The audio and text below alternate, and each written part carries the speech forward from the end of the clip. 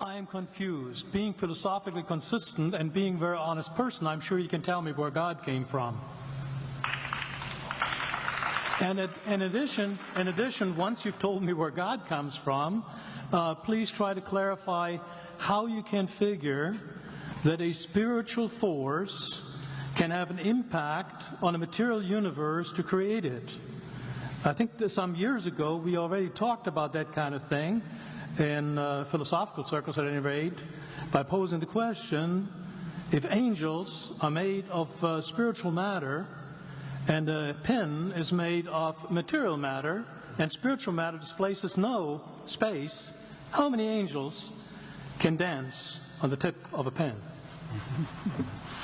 I have a sense of sort of reversal experience here, but please do, go ahead.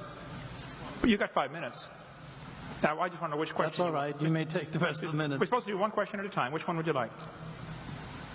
That was part of the format for the debate. So which question? I want you to fill in the story of the rest of the beginning of the universe. God, spiritual matter, impact on material matter. Okay.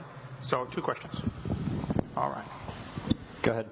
All right, your question, where did God come from, assumes that you're thinking of the wrong, obviously it displays that you're thinking of the wrong God, because the God of the Bible is not affected by time, space, or matter. If he's affected by time, space, or matter, he's not God.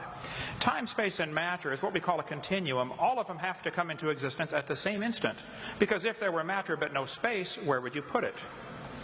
If there were matter and space but no time, when would you put it? You cannot have time, space, or matter independently. They have to come into existence simultaneously. The Bible answers that in 10 words. In the beginning, there's time. God created the heaven, there's space, and the earth, there's matter.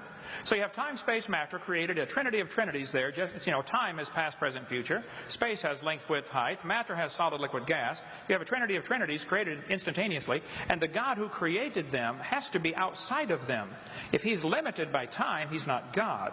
The guy who created this computer is not in the computer. He's not running around in there changing the numbers on the screen, okay? The God who created this universe is outside of the universe. He's above it, beyond it, in it, through it. He's unaffected by it. So the concept that a spiritual force cannot have any effect on a material body, well then I guess you'd have to explain to me things like emotions and love and hatred and envy and jealousy and rationality. I mean, if your brain is just a random collection of chemicals that form by chance over billions of years, how on earth can you trust your own reasoning processes and the thoughts that you think? Okay, so